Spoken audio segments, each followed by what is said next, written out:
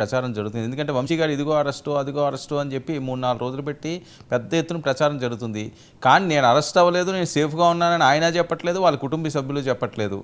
మరొక వైపు వీళ్ళు కూడా పోలీసులు నిర్ధారించట్లేదు అసలు ఆయన అరెస్ట్ అయ్యారా అవ్వలేదా, రోజా గారు ఎక్కడికి వెళ్ళిపోయారు, జోగి రమేష్ గారు ఎక్కడికి వెళ్ళిపోయారు. చాలామంది ఎందుకు అంత భయపడి వీళ్ళు ఎక్కడికో పొరుగు రాష్ట్రాలకో లేకపోతే వేరే ప్రాంతాలకో లేకపోతే అండర్ గ్రౌండ్లకో రిసార్ట్స్లకో వెళ్ళిపోవాల్సిన అవసరం ఏమొచ్చింది అన్నది ఒక అంశం. అయితే మరొకటి వైసీపీపై మాజీ మంత్రి డొక్కా గారు ఘాటు వ్యాఖ్యలు చేశారు. లిక్కర్ స్కామ్లో 1,00,000 కోట్ల రూపాయలు కొట్టేశారు, నా దగ్గర పూర్తి ఆధారాలు ఉన్నాయి, నేను అది పక్కాగా ఎవిడెన్స్తో సహా బయట పెడతానని చెప్పి ఆయన ఒక బాంబు పేల్చారు. ఏంటి వరుసగా వస్తున్న ఈ అంశాలన్నీ కూడా ఇప్పటికే ఇబ్బందికర పరిస్థితులు, 11 సీట్లతోటి 5 సంవత్సరాలు నడిపించాలంటే చాలా కష్టపడాలి.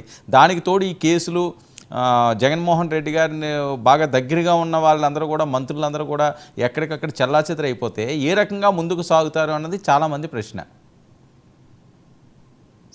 సార్ దీనితో పాటు ఒక చిన్న క్వశ్చన్ యాడ్ చేస్తాను, దానికి కూడా ఆన్సర్ చెప్పండి. అడగండి. సహజంగా ఎక్కడైనా ఎలుకలు ఉంటే జస్ట్ 2 పిల్లులను పెంచితే అయిపోద్ది సార్, కానీ 1.5 కోటి బిల్లు ఏంటి సార్, నాకు అర్థం కాలేదు. అది కూడా ఆన్సర్ చెప్పండి సార్. ఎలుకలు 1.5 కోటి శేఖర్.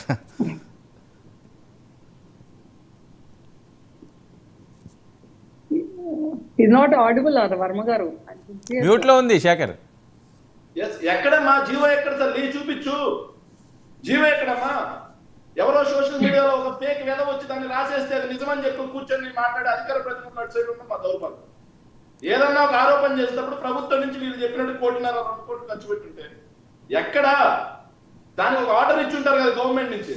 మీరే ఈరోజు ప్రభుత్వంలో ఉన్నారు, మీ దగ్గర జీవో ఆర్డర్ కాపీలు ఉంటాయి, తీసుకొచ్చి చూపించి శేఖర్ రెడ్డి గారు ఇదిగో మీ ప్రభుత్వంలో 2 పిల్లులు పెంచాల్సింది పోయి ఈ 2 కోట్లు ఎందుకు ఖర్చు పెట్టారని చెప్పి అప్పుడు అడిగితే దానికి ఒక విధానం ఉంటది. చూసే వాళ్ళకి కూడా అయ్యో జనసేన పార్టీ నుంచి ఒక అధికార ప్రతినిధి వచ్చి బాగా మాట్లాడారా, మంచిగా ఎవిడెన్స్ చూపించి మాట్లాడారా అని. అలా కాకుండా 2 పిల్లులు 2 ఎలకలంటే చూసే వాళ్ళు కూడా నవ్వుకుంటారు. చెల్లమ్మ, మీరు ఒక అధికారంలో ఉన్న పార్టీకి అధికార ప్రతినిధి, ఎవిడెన్స్ లేకుండా మాట్లాడకూడదు. ఎస్, ఇంకోటి గాయత్రి గారికి నా ఆవేదన మొత్తం చెప్పిన తర్వాత గాయత్రి గారు మాట్లాడారు. అంటే ఇంతమంది ఆడపిల్లల మీద దాష్టికాలు జరుగుతున్నాయి, మైనర్ బాలికల మీద దాష్టికాలు జరుగుతున్నాయి అంటే పిచ్చివాగుడు వాగుతున్నారు డిబేట్ ముందు కూర్చొని చెప్పి ఆ ఓటు వాడాను, కావాలని మెన్షన్ రాసుకున్నాను కూడా. ఇలా పిచ్చివాగుడు వాగితే సరిపోదని చెప్పేసి, అంటే ఇంతమంది ఆడబిడ్డల మీద అత్యాచారాలు జరుగుతా ఉంటే మేము మాట్లాడేది అది పిచ్చివాగుడు అయిపోయింది తెలుగుదేశం పార్టీ వాళ్ళు. గాయత్రి గారు ప్రజలే గమనిస్తున్నారండి, వాళ్ళే సరైన సమయంలో బుద్ధి చెప్తారు, ఇబ్బంది లేదు. నెక్స్ట్ ఇంకోటి గంజాయి అలవాటు చేశారంట. సార్ వర్మ గారు, నేను బాగా గమనిస్తున్నా, అసలు నిజంగా వీళ్ళకి నైతికత ఉంటే, గంజాయి విషయంలో నేను మాట్లాడుతా, నైతికత ఉంటే వాళ్ళకి 2017లో పార్లమెంట్ లో చర్చ జరిగింది. AP Manyam ganja capital of India అని చెప్పి, దాని మీద 2017లో ఎవరు అధికారంలో ఉన్నారు? మీ ప్రభుత్వమే, మీ చంద్రబాబు నాయుడు గారే. పార్లమెంట్ లో చర్చ జరిగింది తల్లి, నేషనల్ మీడియా మొత్తం కోడై కూసింది. ఎవిడెన్స్ కావాలంటే పంపిస్తా మీకు, నా ల్యాప్టాప్ లో ఉంది పూర్తిగా ఎవిడెన్స్, కావాలంటే నేను పంపిస్తా, చెక్ చేసుకో, ఇంగ్లీష్ వచ్చుగా మీకు. ఊరికే నోరు ఉందనేసి మాట్లాడుకుంటూ పోతా ఉండడమే. ఇక అరుణమ్మ మాట్లాడుతూ సిద్ధం సభలకి అరుణ గారికి ఛాలెంజ్, మళ్ళీ కూడా జనసేన వాళ్ళకి, ఈ రోజు మీరు అధికారంలోనే ఉన్నారు, సిద్ధం సభలకి 1 రూపాయి ప్రభుత్వ ధనం వాడాము మేము, మా పార్టీ డబ్బులు వాడుకున్నామమ్మా మేము. 2 జిల్లాలు కాకపోతే మొత్తం రాష్ట్రం మొత్తం నుంచి బస్సులు పెట్టుకుంటాం మా పార్టీ ఫండ్ నుంచి. మీకు వచ్చిన నష్టం ఇది. శ్రీకాకుళం నుంచి బస్సులో జనాలు తీసుకొచ్చి నెల్లూరులో సభ పెట్టుకుంటాం మేము. మీకు వచ్చిన నష్టం ఏంటి? ప్రజాధనం మేము వాడుకున్నాం, మా పార్టీ ఫండ్ వాడుకున్నాం. అది కూడా తెలియకపోతే ఎట్టమ్మా?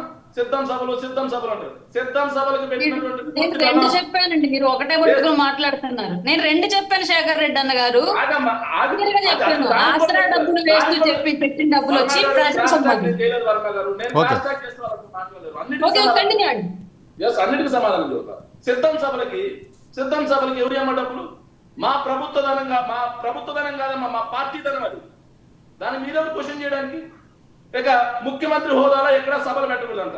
మరి చంద్రబాబు నాయుడు గారు ఎందుకమ్మా మొదటి రోజు వచ్చేసి అక్కడ, 2వ రోజు నిన్న పోయి మడకశిరలు శ్రీశైలంలో సభలు పెట్టారుగా, అది చంద్రబాబు నాయుడు గారి పార్టీ డబ్బా లేకపోతే జనసేన పార్టీ ఫండా?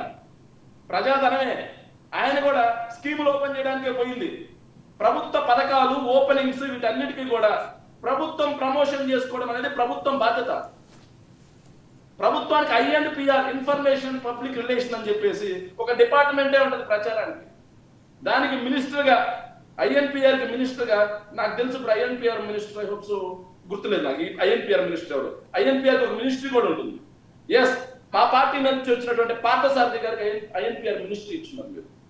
ఇక సార్ రెడ్డి సామాజిక వర్గం వాళ్ళు అయితే అంట సార్ ఇక్కడ నేను చూపించిన ఫోటోలో ఈ కింద ఉన్న చూడండి సార్, ఆమెను చంపింది రెడ్డి సామాజిక వర్గానికి చెందిన సురేందర్ రెడ్డి తల్లి. సాక్షి పేపర్లో పెద్దగా వేశారు సురేందర్ రెడ్డి ధరాగతం అని. మీకు కనిపించకపోతే మేము ఏం చేయలేము. నిన్న నంద్యాలలో సుబ్బరాయుడు అనే అతను చంపింది శ్రీనివాస రెడ్డి తల్లి, శ్రీనివాస రెడ్డి. ఇక్కడ కులాలు కాదమ్మా, పార్టీల గురించి మాట్లాడుతున్నా తల్లి. మీరు కులాలను తీసుకొచ్చి మాట్లాడుతున్నారు. నేను వ్యక్తుల మీద జరిగిన దాడులు, సుబ్బారాయుడు గారు చనిపోయింది వాస్తవమా కాదా? ఓకే, కనిపిస్తా ఉందిగా చనిపోయినట్టుగా. ఆయన చెప్పింది శ్రీనివాస్ రెడ్డి. ఎస్, ఇంకోటి వర్మ గారు అడిగారు నన్ను. వర్మ గారు కొన్ని క్వశ్చన్స్ చేశారు. వర్మ గారు ఏమని అడిగారంటే ఎందుకు ముఖ్య నాయకులంతా పారిపోతున్నారు? సో వర్మ గారు పారిపోవాల్సిన అవసరం మాకేంటి? మరి ఎక్కడున్నారు? అదే కదా వాళ్ళు ప్రశ్నిస్తున్నారు, నేనంటాం కాదు, వాళ్ళు ప్రశ్నించేది అది. ఏంటి సార్, ఒకటి సార్ 2019లో చంద్రబాబు నాయుడు గారు, అదే తెలుగుదేశం పార్టీ, జనసేన పార్టీ రెండు ఓడిపోయిన తర్వాత వాళ్ళ పార్టీకి చెందిన నాయకులంతా ఎక్కడున్నారు సార్? చంద్రబాబు నాయుడు గారు హైదరాబాద్ ఇంట్లో, పవన్ కళ్యాణ్ గారు సినిమా షూటింగుల్లో, ఫామ్ హౌస్ల్లో. ఎప్పటిదాకా సార్? ఎప్పుడో ఒకసారి వీకెండ్స్ లో నెలకు ఒకసారి రావడం, ఏదైనా ప్రోగ్రాం చేయడం, హడావిడిగా వెళ్ళిపోవడం. అలా కాకుండా ఆంధ్రాలో ఉన్నారా? ఆంధ్రాలో కనిపించారా? సో వాళ్ళకొక నీతి సార్, వాళ్ళకొక నీతి. ఓడిపోయి 2 months కూడా కాలేదు, ఆర్థికంగా ఇబ్బందుల్లో ఉంటారు.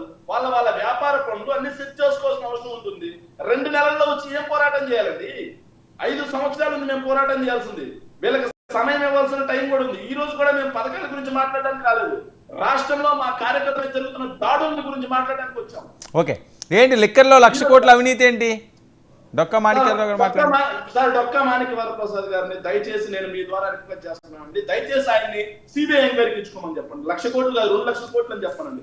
సిబిఐ ఎంక్వైరీ కోరుకోమని చెప్పండి, ఈడీ ఎంక్వైరీ కోరుకోమని చెప్పండి. సార్ తలకాయ పని చేస్తామందా? తలకాయ బుర్ర ఉందా డొక్కా మాణిక్య వరప్రసాద్ గారికి? రాష్ట్రంలో సంవత్సరానికి లిక్కర్ ఆదాయం ఎంతండి? ప్రభుత్వానికి వచ్చే ఆదాయం ఎంతండి?